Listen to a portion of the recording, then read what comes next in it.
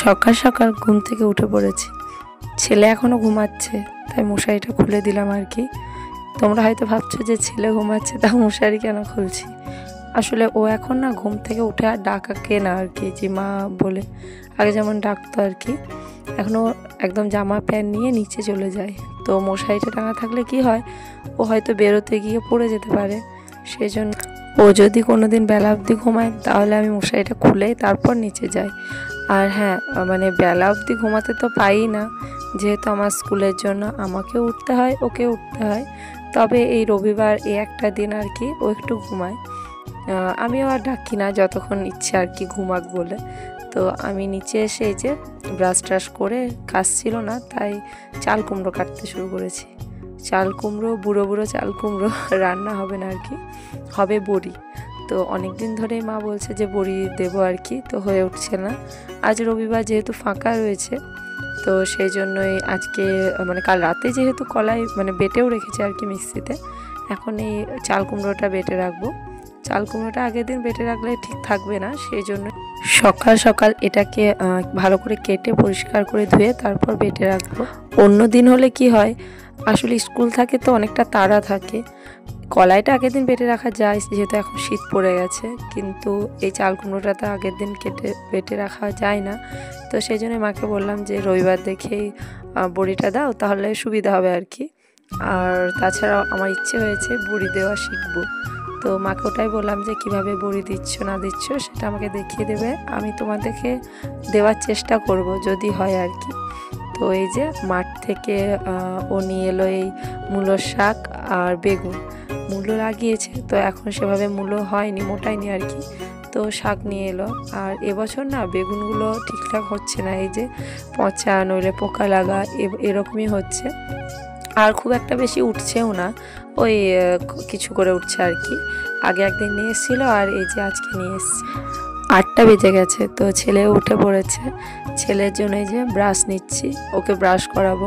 ও না নিজেই ওর সোয়েটারটা প্যান্টটা নিয়ে চলে আসে, এক জায়গাতেই রাখা থাকে তো তো ও দেখে শিখে গেছে এখন। তো নিচে আসার সময় বল জ্বালবে, তারপর ওই সোয়েটারটাকে নেবে, আবার লাইটটাকে অফ করবে, তবে নিচে আসবে।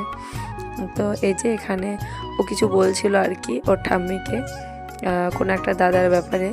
আর আমার দেখো এখনও চাল কুমড়োগুলো সব কাটা হয়নি, আসলে সবজিগুলো ছাগলে মুখ দিচ্ছিল, সেই জন্যই ঘরের ভিতরে রেখে আসলাম। তো ওকে ব্রাশ করিয়ে এই যে এখন মিক্সি বের করলাম, এখন চাল কুমড়োগুলোকে বেটে নেব। আর অনেকটাই বেলা হয়ে গেছে, সকালের দিকে একটু ঠান্ডা লাগছে, কিন্তু বেলা হলে না আর চাদর নিয়ে থাকা যাচ্ছে না। ছেলে এখন খেলা করতে ব্যস্ত, ওকে ব্রাশ করিয়ে হরলিক্স খাইয়ে দিয়েছি। তো আমি দেখলাম এটা বেটে জল ঝরাতে না দিলে না, মানে জলটা ঠিকঠাক ঝরবে না, তখন বড়িটা ঠিকঠাক হবে না, মা বললো এটা আর কি। তো সেই জন্য আমি দেখলাম বেটে নিই, তারপর ওকে একটু পড়াতে বসাবো। এই রবিবার দিনটা একটু পড়াতে বসানো হয় আর কি, পরে আর কি ওই দুষ্টুমি করে আর পরে, তবুও যেটুকুই বা হয় আর কি। আর এবছর না ভাবছি ওকে স্কুলে দেব, তো সেই জন্যই আর কি একটু বেশি বসানোর চেষ্টা করছি। আর এই দেখো এভাবে খাঁচির মধ্যে ঢেলে দিলে না জলটা কত সুন্দর পড়ে যাচ্ছে।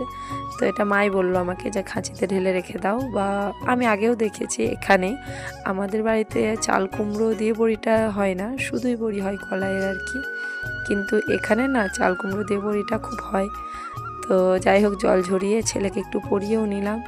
তারপরে এই যে বিছানা চাদর টাদর সব ধুতে দেব, সেই জন্যই নতুন বিছানা চাদরটাও পেরে নিচ্ছি। আর আমার ঘরের যা অবস্থা হয়ে আছে, গোছানো আর হচ্ছে না। আসলে ছেলেকে নিয়ে আর এখন ছোটো দিনের বেলা তো ঠিকঠাক হচ্ছে না। আগে কি হতো, দুপুরবেলায় ঘুম থেকে উঠে বিকেলে একটু ওই গুছিয়ে টুছিয়ে রাখতাম, এখন আর সেভাবে হয়ে ওঠে না। তো যাই হোক, বিছানা চাদরটা ভালো করে পেতে দিলাম, এখন চলো ছাদে যাই, ছাদে সব ভিজিয়ে রেখে আসবো, তারপর অন্য যা কাজ আছে সেগুলো করব। আর একটু ভেজানো থাকলে না মানে কাচতেও সুবিধা হয় আর কি। আর আমার এই সার্ফ দেওয়া কাচতে না একদম ভালো লাগে না, তবুও দিতে হয়। আর এই গাছটা আমি বেশ কিছুদিন আগে লাগিয়েছিলাম, ফুল আগেও ফুটেছে, এখন আজকেও দেখছি বেশ 3টে ফুটেছে আর কি। খুব একটা ভালো যত্ন পাচ্ছে না, যত্ন পেলে হয়তো আরও ফুটতো ফুল, ওইভাবেই যা ফুল ফোটে আর কি। নীল অপরাজিতা ভেবে আমি গাছটাকে ছাদে লাগিয়েছিলাম, তো ভেবেছিলাম একটু ভালোভাবে করব আর কি গাছটাকে। তো অনেকটা ডালপালা ছেটেও দিয়েছিলাম, সেই জন্য অতটা ঝাঁকুর হয়েছে। আসলে ওখানে তার অত ডাল দেওয়া সম্ভব নয়, সেই জন্য কেটে কেটে ঝাঁকুর করার চেষ্টা করেছিলাম। কিছুদিন কেটেও ছিলাম, তারপর ফুল চলে এলো, তখন না ডালগুলোকে কাটতে ইচ্ছে হলো না। সেই জন্য দেখলাম থাক ওইভাবেই, যেমন ফুল হয় আর কি, ঠাকুরকে দেওয়া নিয়ে তো দরকার।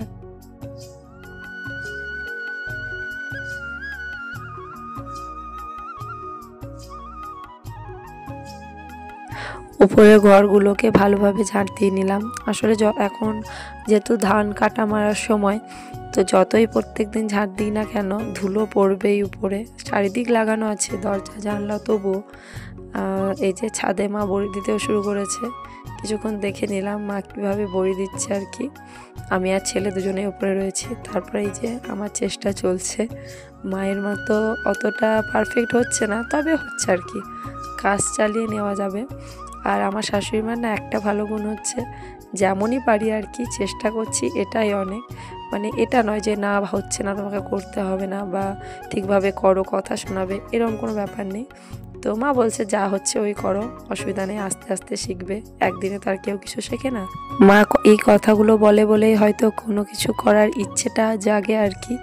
তো চলো আমি বলে দিতে থাকি, ভিডিওটা এ অবধি। আজকের মতো টাটা, দেখা হচ্ছে।